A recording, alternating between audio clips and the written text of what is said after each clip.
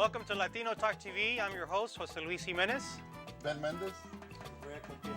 Tonight we're going to discuss the Dream Act policy changes. We're going to find out, really how real is the dream? Okay, we have a lot of very special guests, but before we get into that, let's talk about current events. Ben, what's going on out there? Well, the hot topic is the Penn State coach, Sandusky, was found guilty. And let me tell you, he needs to go to jail. He molested many kids over many years. And also, I'm really disappointed that we had so many people that witnessed some actions and they didn't report it to the police like they should have. Yeah. Something should have been done a long time ago. Well, he's in jail. He doesn't need to go. He's in jail. There's suicide watch, and yeah. Well, I think this serves as a big calling for anybody out there that might be, seeing stuff like this, because we're talking about a big sports program, and a lot of people don't want to mess with things like that because it's big money. They want to mess up their careers. They don't want to, if they don't get pulled into the national leagues, they're going to lose everything that they're trying to build, and they kind of look over a lot of the problems that are out there. Hopefully, this is a big sign to people to say, let's pay attention, let's do something about it. Well, the other big story, as you all know, Supreme Court was looking at the Arizona law. Mm-hmm. And they let go of some things, and they didn't let go of some other things. So we're going to discuss that in more detail in just a little while. Mm-hmm. But I look forward to the debate on that. Yeah, I think we'll have an interesting group on the panel tonight to kind of look at both sides of the issue. Yeah. And I think above and beyond everything else, we're getting close here to an election season. I think we're in the middle of the runoff. I'm just excited to see what really happens, and hopefully everything that's going on is really to benefit the community, because the community is one. It isn't just the Latinos. It isn't just black. It isn't just white. We need to figure out a good solution for all of us to work together. And I think, hopefully the show can do something about that today. What do y'all think about the show? Well, I'm excited about the debate. It's always good to have good debate and look at both sides of the issue. Yeah. Right? Yeah, let's get it started. All right, let's get ready to rumble. Let's get ready to rumble. No, it's not even going to be a rumble like that. Just imagine this. You're in our living room. You're in your house. What we're going to do is really get into detail about what the real issues are with what's going on out there. A lot of people don't really understand what it means, what actual President Obama has done. It is a policy change. Some people are for it. Some people are against it. And then there's some of the facts. There are three versions to the truth a lot of times, okay? So what we're going to do is we're going to take a real quick break. We're going to bring on our first three guests, and then we're going to take a break again and take on our second set of guests, okay? So we'll be right back.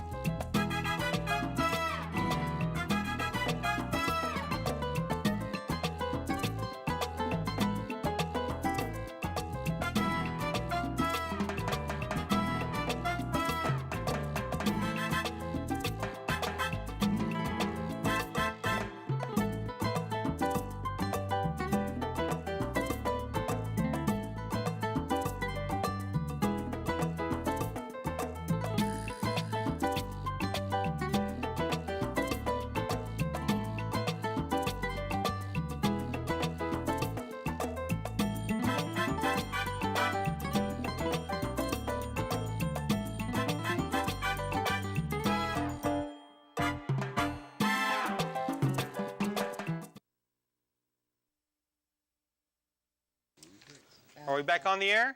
Awesome. Okay. You're watching again Latino Talk TV, and our first guest is Mr. Larry Youngblood, who's a political activist.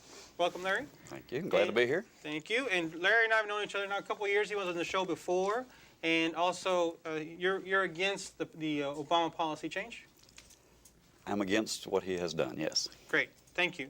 Our second guest is Cesar Espinosa. He's Executive Director of Fiel. Cesar, thank you for joining us. Thank you for having me tonight. Awesome. And you're for what he has done, of course. Definitely, yes. And of course, now we also have Elizabeth Ferrer. He's a Community Relations Manager for Neighborhood Centers, Tax Centers. Correct. It's a pleasure to be here. Thank you for joining us. And the intent of this segment right here is to really find out why some people are for it, why we're against it, and really what's going on out there, why we actually have to do something to help the community. So let's start off with you, Larry. Why are you against what President Obama has done? First of all, I see this purely as a political move. I mean, if you look back 4 years ago, he said within his first year he was going to have a new reform. And then later at the end of the year, he just said, forget you. During that year, he also started up a thing called Fast and Furious, where he actually shipped guns across to the cartel to let thousands of Mexicans be killed. Again, he just said, forget you, I'm going to do what I want to do. Here we are again right before an election. He's setting us up for a forget you again. He's getting everybody hyped about he's going to help people, but that's not what he's doing. He's doing it purely for political purposes. What he's done is a short term. It's purely a policy. There's no law involved. It's unconstitutional. It's illegal. He has no ability to create papers. He has no ability to create visas. I'll leave it there. I've got 10 other points on why it's not a good thing to do. Okay. It's unconstitutional. It's illegal. It does not do anything for us as now. Well, I'd like to hear Cesar's point of view. Why are you for it? Well, obviously, there's a huge need in our community, and there's people suffering every day because of our broken immigration system.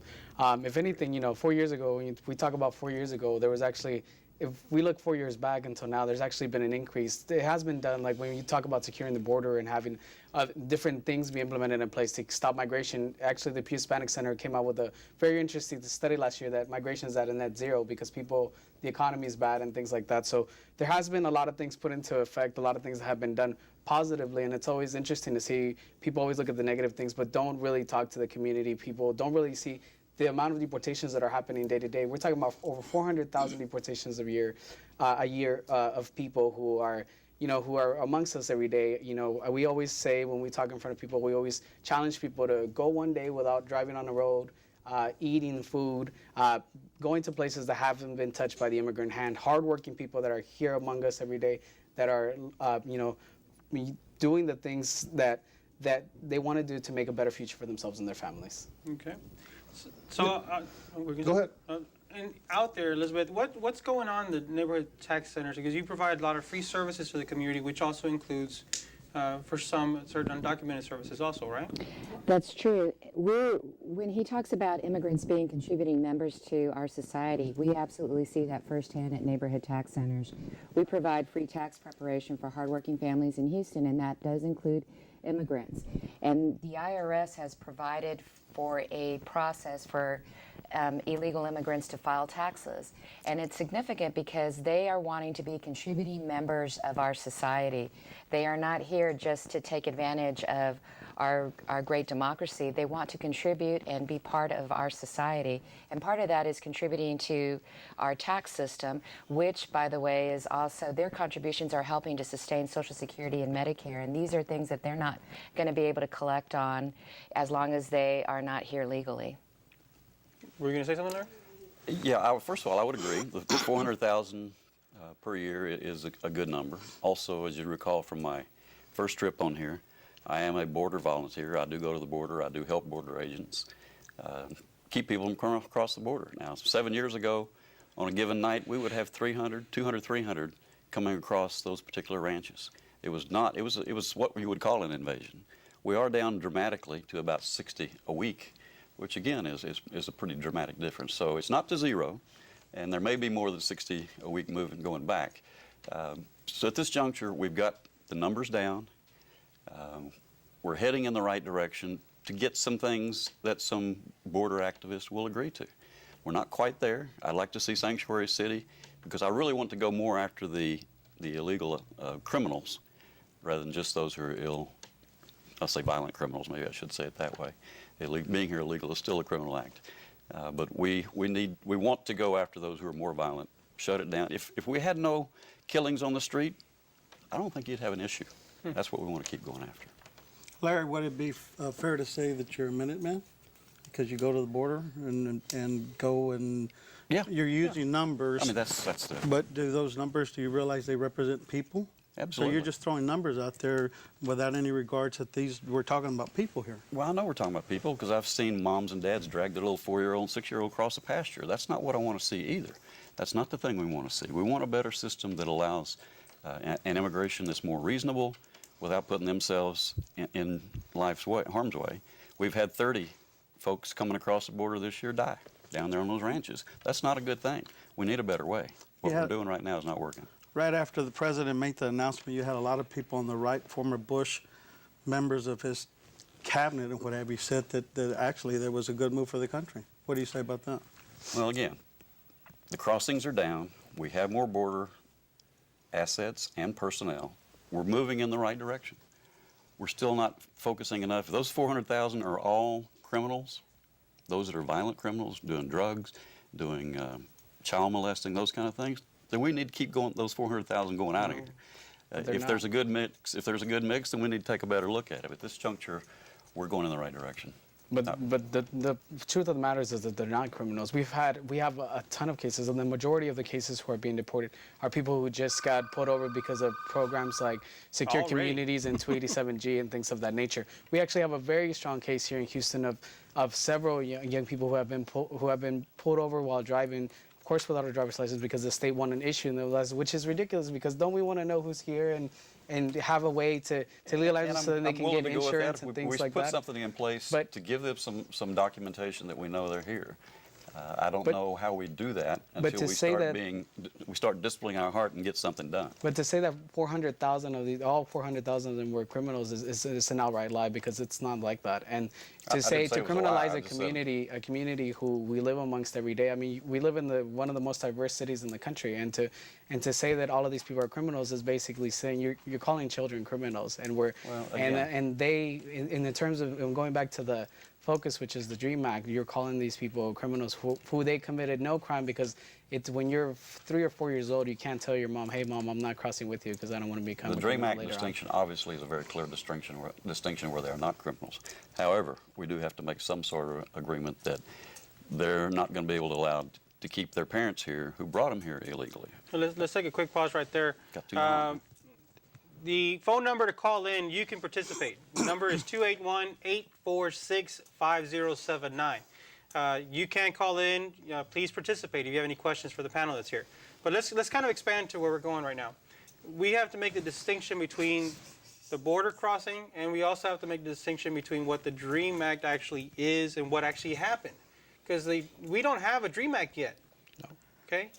No, Do we? as a policy, it probably won't be put into place. It's just, I mean, if you recall back to last August, the president came out and said we'll no longer arrest people who are non-violent criminals.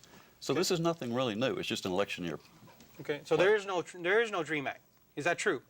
Do we have a DREAM Act or not? We have a policy change. It's very important to understand what the policy change is. The president does have a power to have an executive order, and he can do that for a variety of things, not just for immigration, but for different things.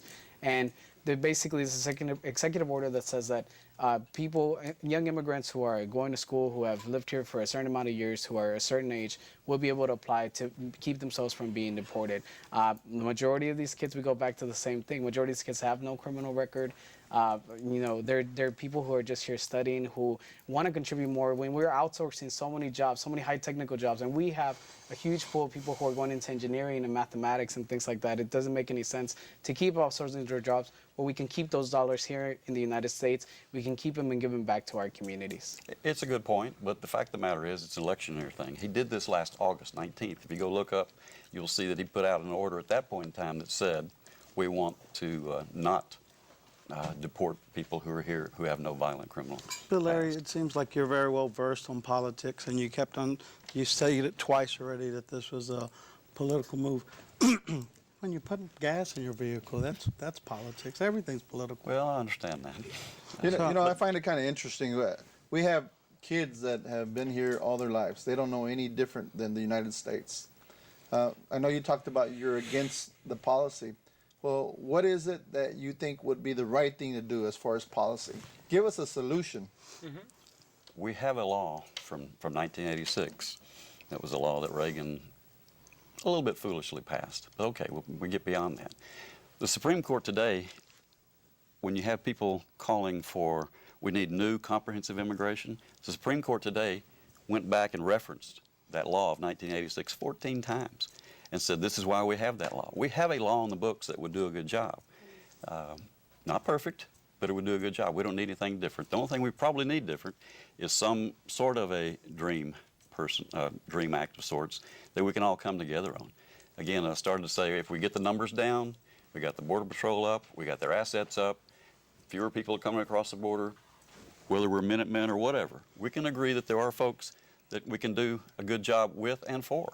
But would you agree or disagree that the dynamics of the country over the past 26 years have changed? So how can you sit here and say that we have a good law, whether you said it wasn't really as good? I mean, there's been 26 years. It was good in the sense that on paper, there was going to be enforcement, there was going to be reinvestment or give money back to the agencies who actually arrested people and put them in jail. Those were not done. They were never funded. They were not done. All they did was the amnesty. They didn't do the rest of the things that would have secured the border to make sure we don't have this thing recurring in another 20 years, another 26 years. Again, we're just talking about students that are here in this country right now, that we're not talking about, this is not even a border issue about securing our borders. We're talking about just being able to enable students that are here, young people that are here that are trying to contribute to our society. And That's I agree. really what the issue is at the core of the DREAM Act. I just want you to understand that we as a group, and I'm not a Minuteman at this juncture, but we as a border conscious group would be willing to do a lot of things if the border was secure.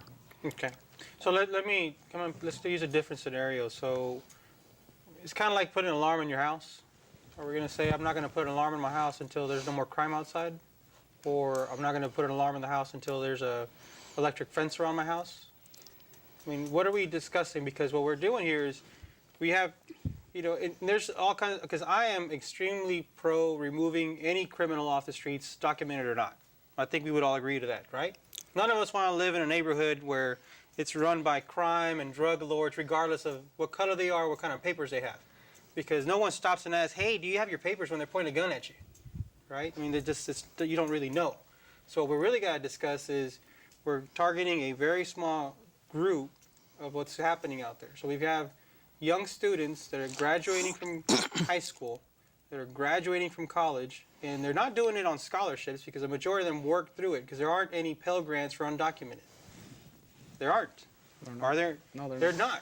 Trust me, I know. Okay, I've worked with people in their personal financial statements, and they don't have grants for that. They work 24/7 to go to college. So the only benefit here in Texas is that some, not all, get in-state tuition rates, and that's if they know about it and if that school actually processes that type of service. Because there are a lot of schools that it's there, but they don't support it.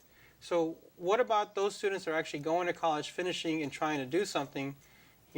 Should we create the opportunity to become active members of society, or do we not? Because then I also want to discuss the other part. There are U.S. citizens that don't even give a fill in the blank about even graduating from high school, and they're living off the government.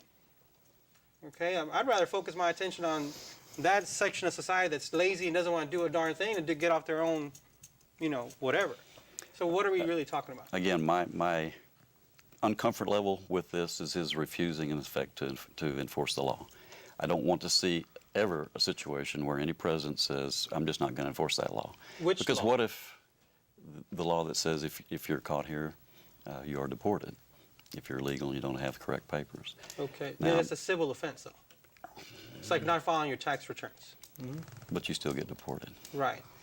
Okay. But the question is on, if we're going to refuse to enforce the law, then what's to say that the next president says, okay, for all corporations, we're not going to enforce the tax law? But that already happens, in my opinion. So. Let me ask you this, because you're focusing on the individual, right? What do you say to all those business owners that are hiring these folks? Are you for giving them a fine? Are you for any kind of policy set forward in regards to the business owners? Again, as a very temporary and not well thought out project here, that what he's done, we have at Texas A&M, a person running for the student body president was an illegal alien. He doesn't come under this law. Why? Because he snuck over himself at age 14. A Pulitzer Prize winner. I can't think of his name right now. He's been on TV here lately. He doesn't fall under this law. He's 4 months too old. So what we've done here is we just thrown out something for election purposes to try to get the Hispanic community, Latino community, all pumped up again. But it's the same thing he did in August. Yeah, but So we're not are getting you a good for solution. policies that are against or for the business owners in hiring these folks? Okay, these folks being graduates from college. What you're calling as illegals. So, are you for any policy change in regards to business owners hiring these folks? I'm saying I will accept a lot of things if we get the border secured and criminals, violent criminals, incarcerated and deported. Yeah, because back in the day, and I can't speak for recent activity, but I remember hearing horror stories, business owners hiring illegals, and they're paying. Actually, I take that back. They're working all week, and then on Friday payday, ICE or somebody else comes in and takes them away, just so the business owner doesn't have to pay. Okay, what are we going to do about people like that? That business owner should go to jail. I should have picked them up at the same time. The law was there. ICE just chose not to enforce the law. We can't have it where we enforce some laws and not enforce others. Mike, we agree. Is that Yeah, agreement? we do agree a lot. Yes, yes. They agree. We do agree. I mean, do you agree? I agree. No, the truth is that happens quite a bit. In a lot of the nonprofit organizations and organizations out there, there are still business owners, documented or not, that abuse, their employees in that manner. And let's go back down to the topic at hand. Cesar, why do people think that this is a DREAM Act when in reality it's not? I mean, what are we really talking about? Well, I mean, there's several things here. Number one is if we actually study the history of immigration and figure out what, if we look at the 86 amnesty and whatnot, I mean, we've seen, just to touch on that point, we've seen a huge economic growth from that time. And a lot of that has been because of immigrant hands working.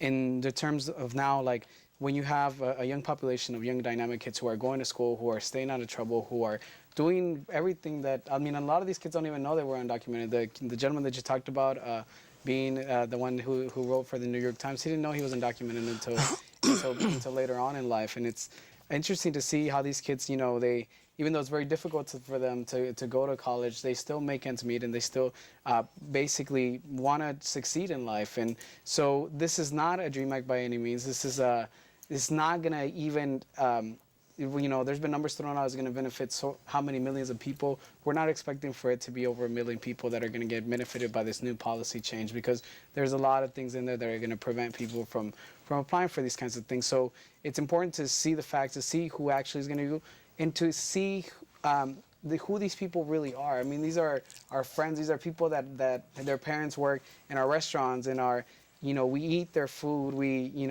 and you smirk, but it's the truth. I'm agreeing with you. I'm not smirking. It's I'm a double smiling. standard that we're playing to say it's okay for you to serve me. It's okay for me not to pay you. It's okay for me to do this. But yet, I'm just going to look the other way when it benefits me. But when it conflicts with my ideals, then you should be deported for no apparent reason. And a lot of these kids, a lot of the media plays them as these criminals, as these rapists. But there's a ton, millions of people who are working every day to make America better. And a lot of these kids, to give them one more point, is that a lot of these kids they don't even know the language. They don't even know their native language. They're fully Americans. They're patriotic. They go to baseball games. They hang out with our kids. They're Americans by all except for that very precious Social Security number. If we talk politics, because you said this is a political stunt on the behalf of the Started president.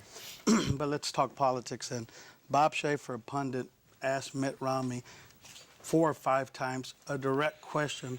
What would he put in? And he danced around and danced around and danced around time after time after time and would not give a definite answer. And he's looking for votes. He's running for office.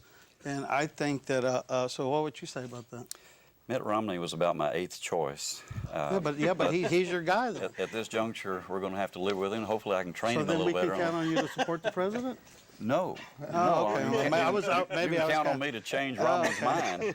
Oh, okay. I thought maybe we were going to get you. You're going to vote for Obama? Yeah, that's right. I will work in any way I can to make sure Mitt Romney gets over some bad ideas he has in his brain right now. I'm just curious. Are you in support of Mitt Romney choosing Senator Rubio as his running mate? Oh, man. Yeah. I mean, I'd prefer a couple others, but he's okay. Matter of fact, he's better than most. He's just a little too young. I like him a little older and a little grayer than that. Hey. I got some. But Age isn't is not a that thing. shield that protecting the borders and all that? I mean, and I give you a lot of. I thank you for being on the show and whatever. But isn't that a kind of a nice, pretty way of racism, really? Absolutely not. We have black border volunteers. We have Hispanic border volunteers. It's not just us old white guys down there. It's just not. We're a bunch of guys who saw a problem. We saw the governor doing nothing. We saw the president, even when he was my president, Bush, doing nothing. A Republican governor and a Republican president. Pretty worthless when it came to the border. I wouldn't say it was so much a racist thing, but more of a classist thing. I mean, you have basically, people. We have things that run in place, and once again, if we sit down and read immigration history, we find out that there's all these free trade agreements who have destroyed economies in other countries and thus cause people to migrate. So it was more of a classist thing. Like, I have mine, and I can use you, and then when I don't need you, I can deport you. Because if we look at the policies that were implemented, there was something as ridiculous as immigration, as SB type 70, SB 1070 type of law. Being imposed on everybody, except for women who helped who were caregivers to children in the home, and those are the kinds of things that show what these people are really after, and but really shows their basic unintelligence when it comes to what the law is and what has caused us to be in the predicament we are today. Well, I'm curious. Do we have any of these groups in Canada, on the border of Canada? Actually, we do. Do? There's a Minuteman New York, Minuteman. And how Maine. active are they? They don't have to be too active. but one they're guy, active. 2 guys. They're fishing in the no, just kidding. And now, you keep saying that we will consider this when the border's secure. When you make those statements, you said this would be a good idea, or we can consider something once the border is secure. For me, again, we got the numbers down. We got assets on the border. Okay. If we'd have got a sanctuary city where if anyone was caught DUI, molesting children, robbing, killing mothers in a parking lot, where they don't run back home and not get arrested and prosecuted. If we got to the point where those things were in place, now if you remember what Bush tried to do was say, we'll put a limit on that as to when Congress said the border's secure, Okay. and then everybody up in arms about that. So we'll let the Department of Homeland Security say when it's secure. We don't want that. We want the state of Texas, the citizens of the state of Texas, to be happy where we are with our security on the border, and then we'll be happy to talk about those things. Okay. That's a very good point, because we're about to take a quick break, and I want to thank you all. But I want to close this section out with this. We wanted to secure our borders, and we've increased the presence of not only Border Patrol, but also the National Guard here in Texas on the borders. That's a fact. Our 287G in Harris County, I believe, is the #1 performing 287G program in the country in Harris County. For those that don't know, we in Harris County deport more undocumented, or report more to the federal government than any other county out there. I think maybe second to LA County. Yes. So I think we are #1. So, enforcement-wise, Harris County has taken the lead, even under a Hispanic sheriff, but it was already started under the previous sheriff. So it's a continuance of a program, and it was, for some hate it, some like it. Here in Harris County, for some people, it's a sanctuary county. You can't ask for immigration papers out in the field, but if you can't prove who you are, you're going to get arrested. If you can't have an actual ID, you can't prove who you are, you're going to get taken in and then get processed just like everybody else. So, those actions have been done. So at what level is it going to be enough to actually start doing something to fix this problem? Like this policy change, it's not the DREAM Act. No. It's not the DREAM Act. And I think it needs to stop getting called that. It's just another policy change. And truth be told, state law, federal law, everyone can interpret it differently and implement policies differently. And I think that's what President Obama has done.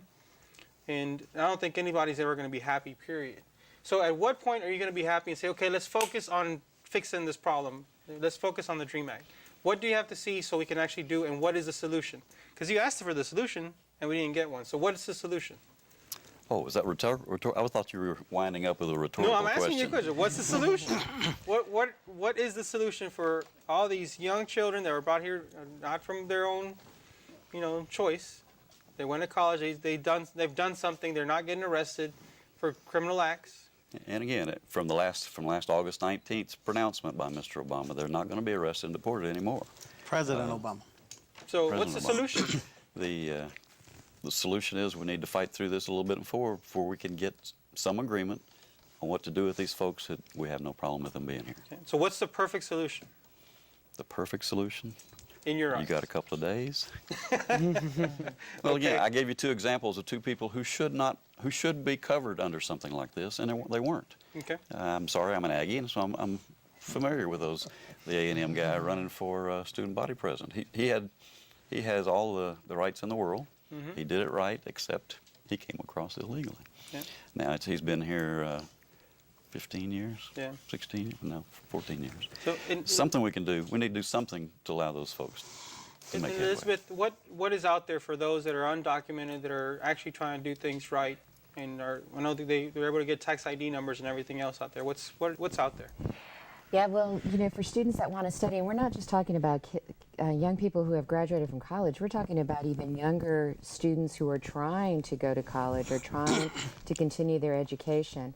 They have limited opportunities because of the limited financial aid that they're able to receive, but they do have some options to apply for through the state, through TAFSA, and through FAFSA if their parents are able to file income tax returns, and that's one of the things that we help them with, because we want them to look forward. And this is what this country was based on people being able to have opportunity, immigrants being able to have opportunity. And so it may sound a little trite sometimes to say that this country was built by immigrants, but we continue to all be immigrants. And so what this DREAM Act is technically supposed to be about is to enable students that are here not of their own accord and who have the intention to contribute to our society be able to continue to do that. So at Neighborhood Centers Inc., we continue to try to provide different opportunities for them for immigrant populations so that they can continue to make a contribution to our society. Okay. It's going to be interesting with with the general election to see what happens as far as President Obama or Mitt Romney winning, because if Mitt Romney wins, this action can be reversed. And so what would happen then? I see a big time push for our community to decrease the dropout rate because of this action that President Obama has initiated. Yes. I think there's people wanting to go to college now. Yes. They see that they have an opportunity to pursue a career now. And your dealings with all the students, because I know you work with a lot of them, what are they saying about the policy? Well, I mean, there's obviously a lot of people see this as benefiting themselves just so that they continue their lives. A lot of them just want to give back. A lot of them, I mean, we have people who have masters and PhDs already who could be contributing back to, could be giving back to so many community. When you have 1 out of 4 children dropping off from school, actually it's more than that. 1 out of 5 students or something. There's a huge number of dropouts in the city of Houston. And when you have them dropping off from school, we want to do as much as we can to keep it, because as a community, we have to continue to be like that. In terms of going back to this whole rhetoric of the border being secure, those are just excuses. We work with both Republicans and Democrats to make sure that this is not an issue of the Democrats or the Republicans. This is an issue of the U.S. as a whole and U.S. citizens, and that's why we need to continue to dialogue, to continue to stop using border issues as basically a wedge issue, because they talk about violence and folks want to talk about violence, but El Paso was actually named one of the safest cities in the United States to live in. And when you talk to the sheriffs, and a lot of the sheriffs, we've been next to them when they testify before Congress, before folks here in Austin, and when they say, my city is secure, and they're saying that their city is secure, while you have the Republican Party and a lot of folks who are the Tea Party talking about, oh, there's all this spillover violence, when in fact, yes, there are people who are criminals, but you have that in every population, not just in the undocumented population. The fact that media uses them as scapegoats with these folks to make our whole community look bad, that's a different issue. Before we go on a break, because I know he's going to be getting off the show right now, I want to congratulate him in front of all the viewers, because this gentleman has done so much, and he's so young. You have been an inspiration for many of the youth, whether it be University of Houston or high school, and I congratulate you. Thank you, Ben. Larry, thank you for joining us. Well, I appreciate it. Just one little comment there. As long as you view it as an excuse and a scapegoat, we're not going to make the progress we need to make. These are not excuses. These are real life events as well on the other side. Depends on how you see them. No, it doesn't. It Well, we can absolutely agree to doesn't. disagree, and that's what we're here, right? and on that, Elizabeth, thank you for joining us also. No problem. And, you know, the reality is there's a lot of services out there, and we're not going to agree on this point right now. But I think we do agree that on the fact that this is not the DREAM Act. This is not the dream. This is not the DREAM Act, and this is only a policy change. And I think that being said, in our second half of our show, we're going to get into a little bit more logistics and more reasons why things are not really what they seem. Okay, so we'll be right back. You're watching Latino Talk TV. You're here. You're watching the show. We got some new guests. First guest is Chris Carmona, Vice Chair of the Texas Federation of Hispanic Republicans. Chris, welcome to the show. Thank you for having me. Also, we have Reverend Kevin Collins, co-chair of the Metropolitan Organization. Thank you for joining us. And we also have attorney Francis Valdez with Neighborhood Centers, Inc. Hi, thanks for having me. Thank you so much. And during the break, the attorney, Ms. Valdez, told us that there was a lot of inaccuracies being said in the first half of the show. So I'd like to turn the floor over to you, and please tell us what we're saying wrong. Well, the first thing that was said is this idea of sanctuary cities, which is a myth, does not exist anymore. So I want to clarify that. There are a couple programs that are one called Secured Communities, which, for example, Harris County has through the Houston Police Department. And then we also have 287G, which is in the county.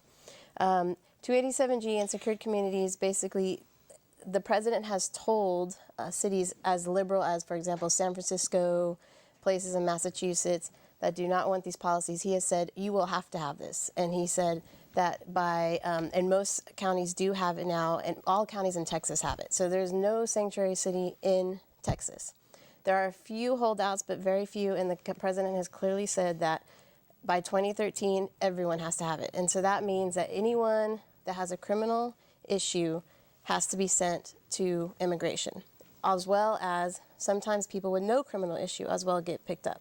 So, for example, Secured Communities in Harris County with the Houston Police Department, anyone who is picked up and brought into the Houston Police Department is fingerprinted. And if ICE gets a hold on you and says, we don't have any proof of your documentation, you will be sent to immigration. So this idea of sanctuary cities is not true.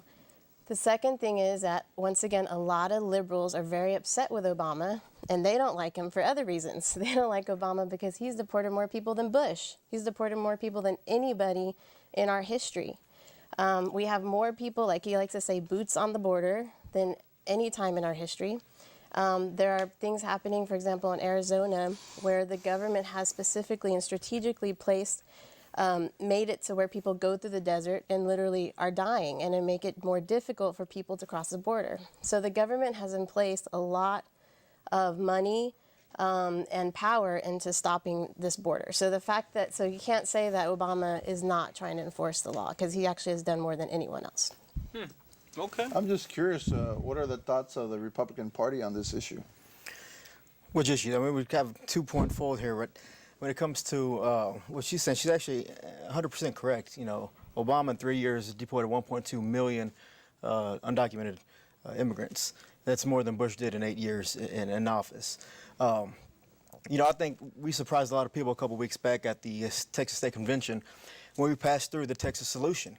We were the first party to actually have some comprehensive measure in place, put forward, pushed, and fought, and the Federation of Hispanic Republicans of Texas led that charge. You know, we believe that, you know, telling everybody get out is not the way. We can't deport them all. You know, that's not what the avenue we're taking. We believe the guest worker program we put out there is the right solution, and we believe that that was picking up some traction, enough so that a week later Obama puts out his deferred action. We think it was a direct hit onto what we put out because, again, everybody follows Texas and knows what we did, and it was just a matter of time before the Republican Party got more steam going forward based off our guest worker program and initiative. So are you for what President Obama has done in the policy change? No. The reason is it's a illusory promise. It's broken hope. It's false. It's misleading. It's misguided. What Obama has done with this deferred action is essentially put every undocumented person that qualifies on probation. And that should be offensive to a lot of people. What he's also put out is proposed to break up families.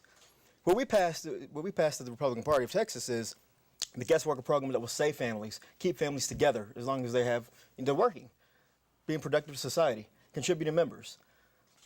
Obama's limited scope in the probation period is for 2 years, and that's no promise, no guarantee, and that's only for 16 to 30.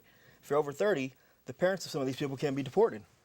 So what you're doing is you're giving everybody false hope. You're putting people on probation, and you're having an opportunity to break apart families. And we are against that because, again, you're using this as a political ploy to try to play on the emotions and the hearts of the Latino and the undocumented immigrants' hearts. And it's not just Latinos, it goes also to the Asian community as well. Okay. Father, what's the position of the TMO? Well, TMO is we just got this on Friday, so we haven't put out a position, but we've always been for comprehensive immigration reform, always for the DREAM Act. The details, I guess, Mr. Carmona probably knows more than me, but off the top of my head, it's a step. It's a step, and it got the endorsement of the Archbishop of Los Angeles, who is the chairman of the Immigration Committee for the United States Catholic Conference of Bishops, and also saying this is a step. This is a welcome step. It's not the solution, but it's something. I don't know if it's false hope or not, but I hope it's not, and I hope that many people I know. I know one person, and it was disturbed me that the focus got on the border on the last part, because a lot of the people who are without documents came through visas and overstayed visas, and I know a young woman who has 2 bachelor's degrees, one of them in microbiology, and she's working for Pizza Padron, and she can't get a job. I guess she can with them. Maybe the ICE is going to raid Pizza Padron now, but she could be doing cancer research. She could be doing all kind of things, but is stuck. And she came over and her parents overstayed their visa, and they didn't go through the desert or anything like that. They came, and I don't know the statistics, but I think there's a great many people that are here in that situation, and it's not a border issue at all. Yeah, and this is, and that's a shame, because if she's over 30 years old, She's not over 30 years old. But I'm saying if she was, hypothetically, Yeah. Under Obama's probation, Yeah. she wouldn't qualify. Correct. Whereas with the Texas Solution and the guest worker program, she would have that avenue, that path to permanent residence. The Texas Republicans, did they vote for the DREAM Act when it was coming up in Congress? No, we pushed the Texas Solution a couple weeks ago at the Texas State Convention. But what about when the Congress was in session, when the DREAM Act was before Congress, did the Republicans from Texas vote for the DREAM Act? The DREAM Act has some flaws in it that weren't addressed thoroughly. And what are the flaws that have been fixed by the Texas Republicans? Again, the guest worker. Are you familiar with the guest worker solution, or the Texas Solution, the guest worker program that we put out? Well, it just came out, so I'm not. But most guest worker programs usually tie persons to their owners, and then they act like slaves. I mean, most guest worker programs in the past, like the Bracero program, didn't work. It wasn't helpful for people. It wasn't humane. And so I wonder, if a guest worker program is really the solution. It is, but there's no owner, there's no slaves. If you can establish that you are a contributing member to society, you are on that right path. You're not tied to an owner, you're not tied to a single employer. Mm-hmm. This also promotes entrepreneurship and social all the time that the Texas Republicans have been in Congress, how come that was never proposed by any of them? I can't speak on their behalf, but I know going forward. Well, you are speaking on their behalf. In the past, but I know going forward, Texas Republicans have changed their platform. There's a new immigration plank in place, and that is a guest worker program, and that's what we're. What is the guest worker program? How long are they allowed to stay here in a guest worker program? It's not an indefinite stay. It's not a 2-year program. Mm-hmm. It's an avenue going forward. Mm-hmm. Going where? To permanent residence. Okay, so and what? It's not a. That's the difference between this and the DREAM Act, is that the DREAM Act is a shortcut to citizenship, and that's where you had the disconnect. Is citizenship, a shortcut to citizenship, and permanent residence. In the guest worker program, is not saying you'll never get to that solution, you'll never get to the citizenship, but there are avenues, there's proper channels, and people have been standing in line who actually got into the paperwork, and the legal channels should be given the due process and afforded the correct opportunity. There shouldn't be any shortcuts to citizenship. I think when you start taking shortcuts to citizenship, you take for granted what we have. Where were the you take for granted for what the soldiers fought for to make sure we are citizens, and we do have that citizen protected. And where were the Texas Republicans when the Kennedy-McCain bill came through and was not passed? When President Bush was there, and where were the Texas Republicans then, which was a path to citizenship at that time? Good point. Again, but let me. That's a very good point. And also, what I want to get into in the second part, or after I announce this, the phone number is open. You see it on the screen. please call in if you want to chime in. But what I want to get into right now is actual logistics of getting a visa, because I know people who are slaves to the company that they're at, and this is the company that owns them. And yes, I'm using those terminologies. Is big corporations like HISD, government organizations. They get those education visas, and they can't do anything else but work for that school, and they're owned by that principal. That principal doesn't like them, they're not going to get their visa renewed. True or not?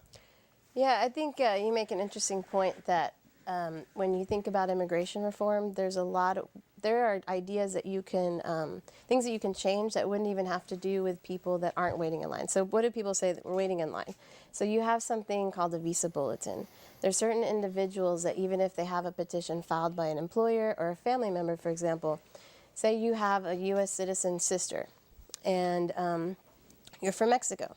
You could be waiting 20 years to be able to become a resident through that petition. So when you talk about people waiting in line, you're right. There's a bunch of people waiting in line for 20 years or longer that, for example, this deferred action would give someone a work permit before that citizen, sibling of a citizen.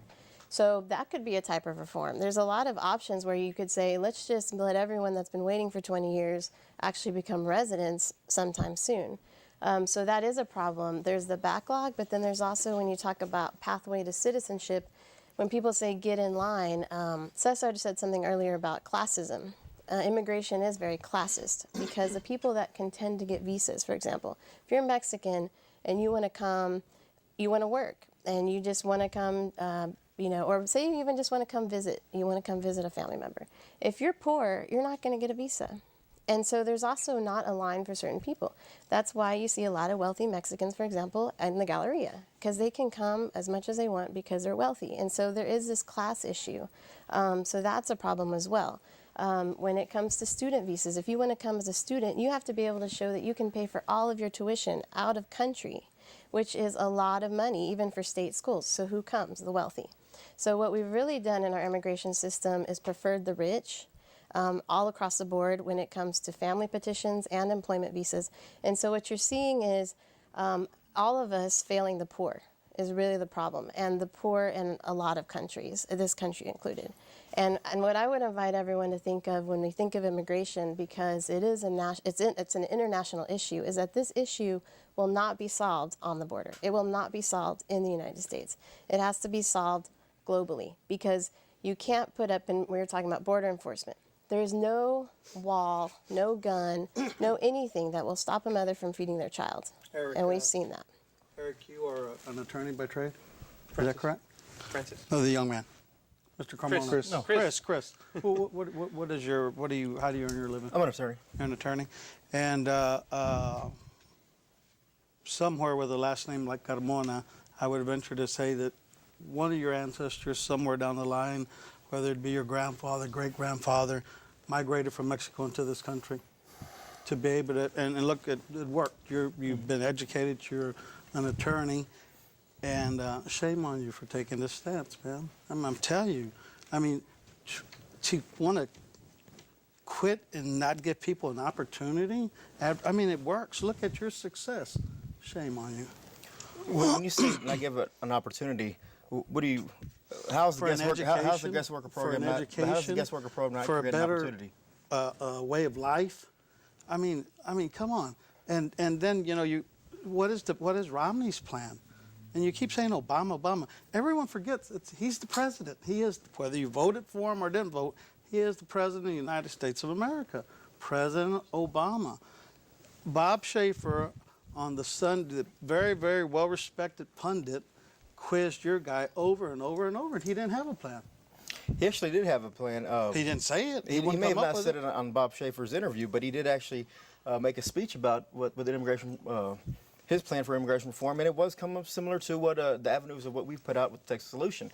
So to sit there and say shame on us for supporting a guest worker program, you. So shame on me for supporting a program that gives families a chance to stay together inside the United States instead of deporting the parents while the children are still here. I don't see a shame on me. I think proud of me, and I'm proud of myself for supporting that stance, that issue, because I believe family comes first. And if I'm not going to be sit away, but my child's going to stay there, that's not protecting the family values. And to support a policy or initiative that sends parents away or younger siblings away and keeps a child there by themselves, that should be shame on you. I tell you that you've run for office before. You could probably forget that ever again because, wow. I wanted to say, when you're talking, I think it's, it was said that this is a first step. And so I guess I would ask, well, why can't you look at this as a first step and say, hey, let's look at Jose Antonio Vargas, the guy that worked for the New York Times and Pulitzer Prize winner, and let's extend it to cover people instead of saying this is just bad. You know, I think you can look at it a couple ways. And I would also like to say that everyone on the left, a lot of people on the left are very upset with Obama as well, and they want more. So it's not that he has pleased everybody by any means. You can also, when you talk about reform, I mean, it's also interesting to say, I don't like this, you have to have mine. I mean, and I think there is a way to say, let's improve upon it instead of just shooting something down completely when I think we all recognize that something needs to be done instead of everyone keeps talking about politics. And I think it's politics for both sides, for the left and the right, to completely ignore what Obama has done because it's not everything they want. And I think what's real quick too, the memos were mentioned by the last speaker about how Obama came out with some memos last year as well. And this is a memo. So what is this? This is a policy change. It's a memorandum that was given to the Department of Homeland Security that is saying we do not want to deport certain people. And so there have also been memos that have said let's keep families together and look at things on a case-by-case basis. Okay. We got memos all over. We got a memo from our producer. We got a caller on the line. Jimmy, you're on the air. You want to chime in? Yes, hey, Mr. Jimenez, this is Jimmy Graham. You and I were in the Air Force together there in San Antonio. How are you doing, sir? Jimmy, what's up, brother? Long time no talk.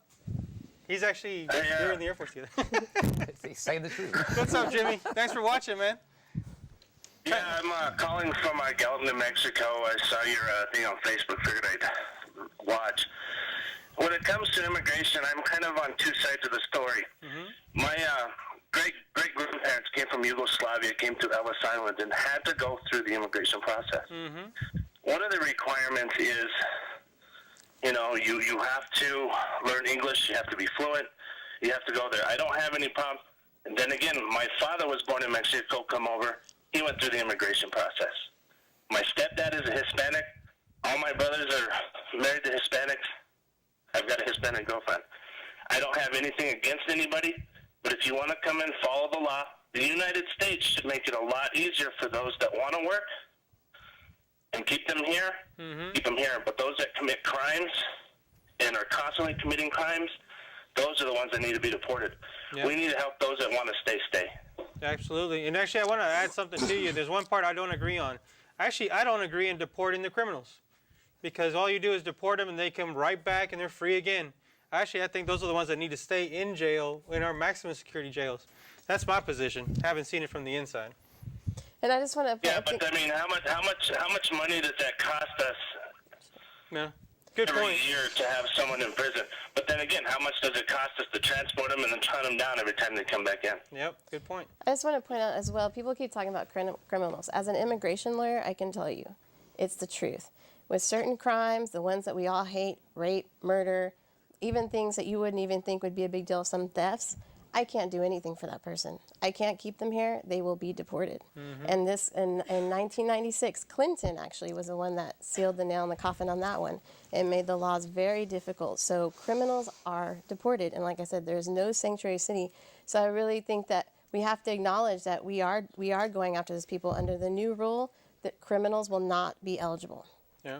All right. You know, I'm sorry to cut you off, Jimmy, but I find it very interesting that we have the father here, and he's really pushing the envelope on this issue. Mm-hmm. Do you think that the churches are getting more involved in the political process, and how is that going to impact November? The churches don't.